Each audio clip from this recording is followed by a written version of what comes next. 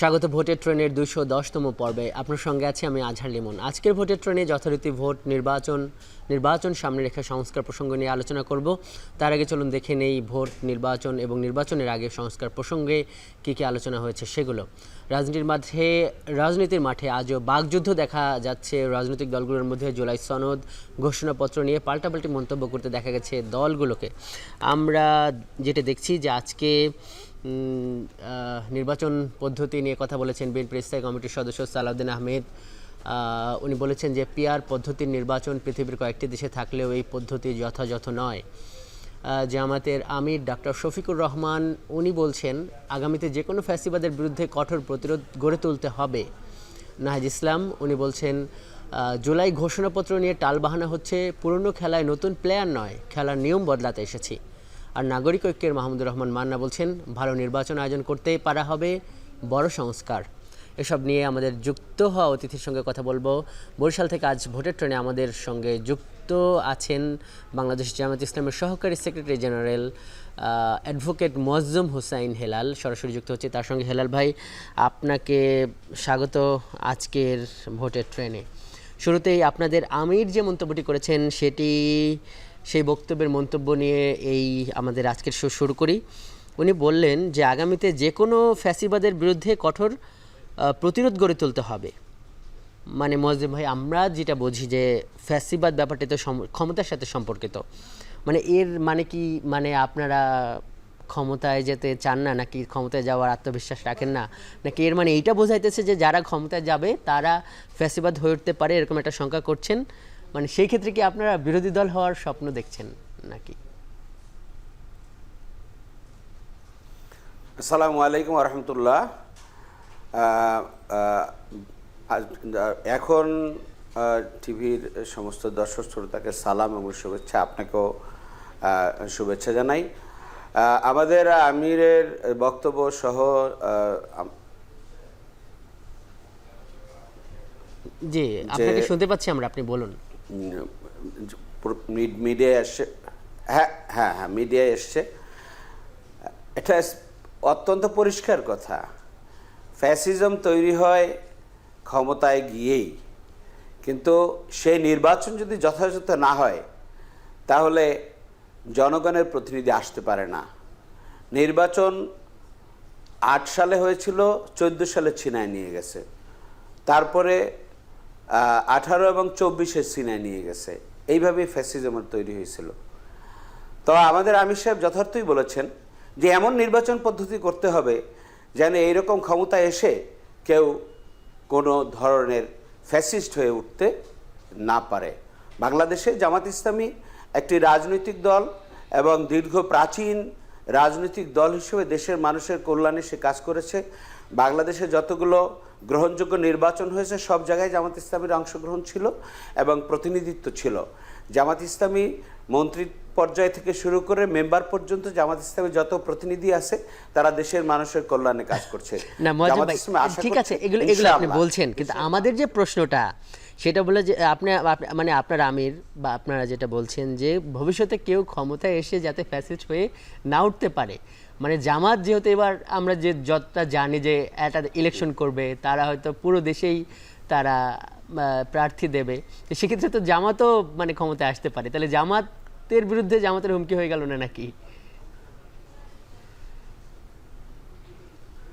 না, এটাকে সেইভাবে নেওয়ার কোনো সুযোগ নাই। কারণ ভোটের আগেই যেন ফ্যাসিজমের কোনো প্রেতাত্মারা ভোটকে কলুষিত করতে না পারে, জনগণ তাদের অধিকার যেন আদায় করতে পারে, যাতে করে জনপ্রতিনিধি যথার্থভাবে নির্বাচিত হয়ে আসতে পারে আর কি।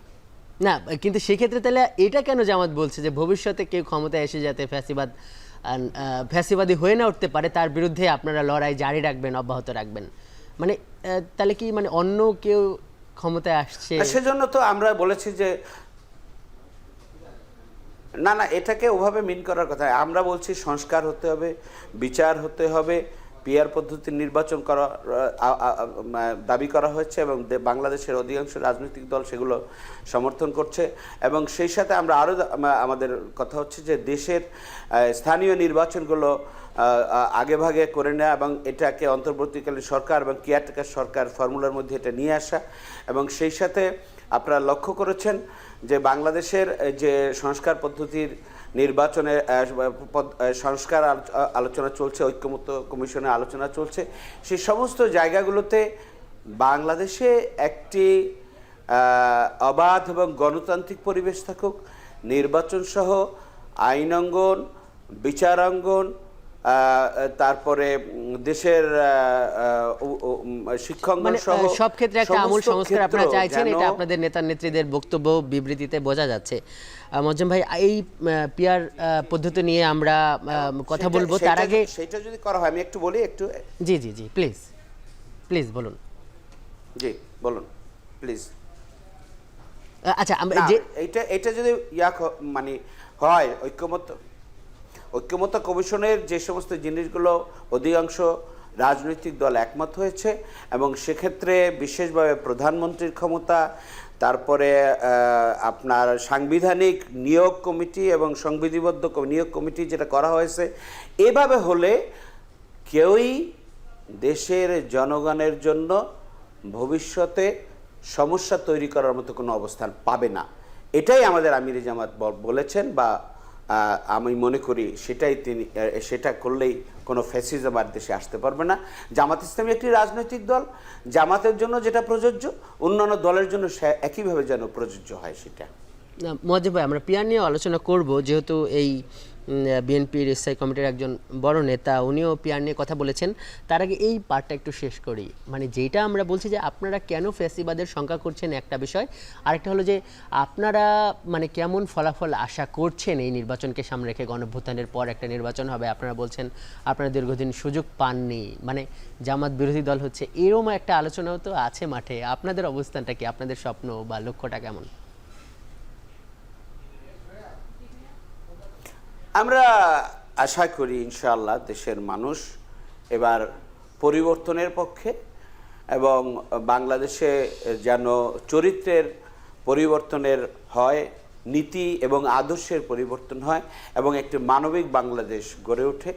বাংলাদেশে নতুন সেই পরিবর্তনের প্রত্যাশায় জামাত ইসলামের নেতৃত্বে এবং জামাতের সাথে আলহামদুলিল্লাহ একটা বিরাট শক্তি জামাতের সাথে মিলে আগামীতে নির্বাচনের মধ্য দিয়ে যেন দেশের দায়িত্ব এবং সেবায় আসতে পারে, জনগণ সেই প্রত্যাশা করছে বলে আমরা বিশ্বাস করি। হেলাল ভাই, পিআর নিয়ে কথা হচ্ছিল আপনার সঙ্গে, সালাউদ্দিন আহমেদ আজকে এটা নিয়ে মন্তব্য করেছেন। উনি বিএনপির স্থায়ী কমিটির সদস্য। উনি বলছেন যে যারা ফ্যাসিবাদ আন্দোলনের সময় ছিল না, তারা এখন চাইছে বিগত সময়ের আওয়ামী লীগের সহযোগীরা এখন সংস্কার কমিশনে এসে বড় বড় কথা বলছে, সারাদিন আলোচনা খানাপিনা হলেও এতে কোনো সিদ্ধান্ত হচ্ছে না। আর সনদ নিয়ে তো শঙ্কা আছেই। পিআর পদ্ধতি নির্বাচন পৃথিবীর কয়েকটি দেশে থাকলেও এই পদ্ধতি যথাযথ নয়। আবার পিআর পদ্ধতি নিয়ে তো এমনিতেও অনেক আলাপ আলোচনা আছে যে তাহলে মানে একই আসনে মানে তখন দায়িত্ব তৈরি হয় না, সংসদ সদস্য কে হবেন তাকে চেনা যায় না, যেহেতু দলগুলো মনোনীত করবে, দলের হাতে তখন অনেক ক্ষমতা চলে যায়, দলগুলো ইচ্ছা মতো নেতৃত্ব তৈরির বদলে সেখানে একটা বাণিজ্য হওয়ার সংখ্যা থেকে এরকম আছে। উপমহাদেশের কোনো দেশেও পিআর নেই। তাহলে আলোচনা যেমন আছে, সমালোচনাও তেমন আছে। জামাত কেন এরপরও এই যে অন্যান্য সহযোগীদের নিয়ে নির্বাচন এই পিআর চাইছে, এবং এই যে সালাউদ্দিন আহমেদ উনি যেভাবে মন্তব্য করছেন, এই মন্তব্যের প্রতিক্রিয়াই বা কি?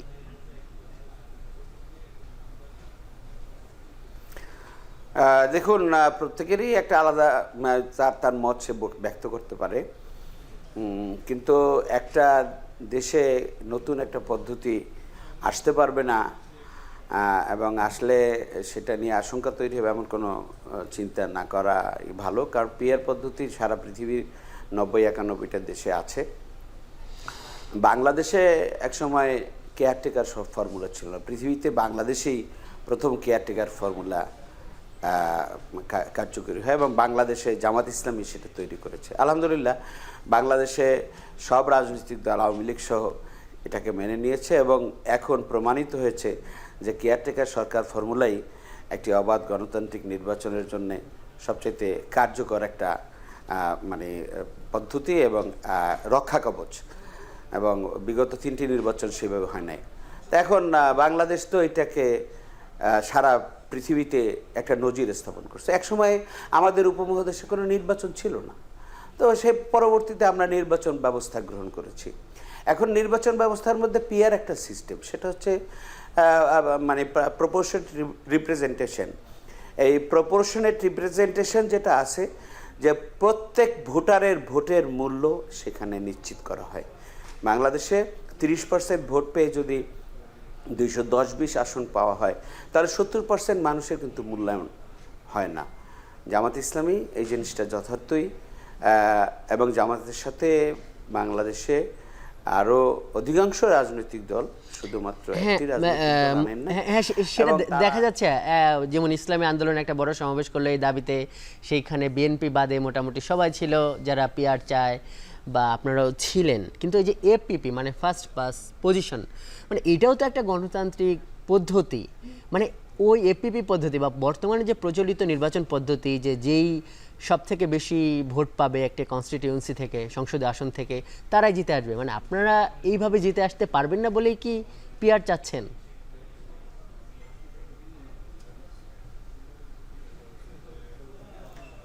এটা কেউ কেউ মানে যারা বলে, তারা আসলে একটা মানে সঠিক পদ্ধতি বা আরও গ্রহণযোগ্য গণতান্ত্রিক পদ্ধতির ব্যাপারেই তারা প্রশ্ন তুলতে চান। পৃথিবীতে যে সমস্ত দেশগুলোতে বছরের পর বছর এবং টার্মের পর টার্ম তারা ক্ষমতায় আসছে, পিআর পদ্ধতির মধ্য দিয়ে তারা আসছে, বা পৃথিবীর বিভিন্ন দেশগুলোর এই উপমাগুলো এটাই মিন করে যে যারা নির্বাচিত হয়ে আসতে পারবে না তারাই পিআর চাচ্ছে। তা নির্বাচিত হয়ে যারা আসতেছে তারা তো জনগণের সমর্থন নিয়ে আসতেছে। বাংলাদেশে আমার মনে হয় অহেতুক এই আশঙ্কা তৈরি করে অথবা সমালোচনা করার যে কথাটি বলতেছেন, তারা কিন্তু এর মাধ্যমে জনগণের অধিকার রক্ষিত হয় এবং কার্যকরভাবে বাংলাদেশে না, কিন্তু মনে করা হয়, মজেম ভাই, মনে করা হয় যে এর মাধ্যমে সরকার পরিচালনা কঠিন হয়ে যাবে, একটা অস্থিতিশীল, মানে কেউই ওইভাবে সংখ্যাগরিষ্ঠতা হয়তো পাবে না, এরকম একটা সংখ্যাগরিষ্ঠতা তো লাগবে সরকার গঠন করতে হলে। সরকার গঠন হলে কোনো আইন পাস বা সব ক্ষেত্রে একটা বিশৃঙ্খলা হবে, এটাও তো মনে করা হয়। আমরা একটা জিনিস চাই, যে বাংলাদেশে সকল মানুষের ভিন্ন মতের লোকজনদেরও সমন্বিত করে বাংলাদেশের রাষ্ট্র গঠন হোক, সরকার গঠন হোক। সেখানে প্রতিপক্ষ শক্তিকে আমাদের সংখ্যা শক্তির বলে আমরা যেন পাশ কাটায় যেতে না পারি, এবং দেশের সংসদ, সরকার, এই সমস্ত জায়গায় যেন সকলের মত এবং প্রতিনিধিত্বের মধ্য দিয়ে দেশটা যেন এগিয়ে যেতে পারে, আর যেন 15 বছরের এই কালো অধ্যায় ফিরে আসতে না পারে। মজেম ভাই, এই পিআর নিয়ে শেষ প্রশ্নটা একটু করি, শেষ প্রশ্নটা নিয়ে করবো পিআর নিয়ে। সেটা হলো যে সরকারের যে কমিশন গঠন করছে, জাতীয় ঐক্যমত্য কমিশন, সংবিধান সংস্কার কমিশন, কিন্তু নিম্নকক্ষে পিআর রাখে নাই, তারা বলছে উচ্চকক্ষে পিআর। মানে আপনাদের এই আন্দোলনের কারণে কি এইটা একটা প্রজেকশন করা যায় যে না, আপনারা নিম্নকক্ষেও পিআর চাইছেন, অর্থাৎ এখন যে সংসদ মোটামুটি আপনারা উচ্চকক্ষে পিআর হলে আপনারা মেনে নেবেন? মানে বিষয়টা কি এরকম?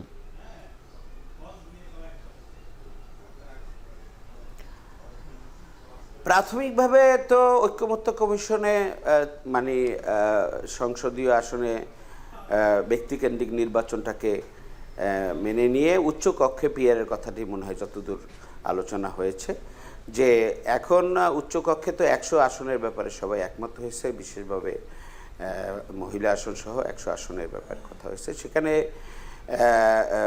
ভোটের আনুপাতিক হারই প্রতিনিধিত্বের ব্যাপারে ঐক্যমত্য হয়েছে, কিন্তু সেখানে মৌলিকভাবে সম্ভবত বিএনপি এটার ব্যাপারে তারা আপত্তি তুলেছে।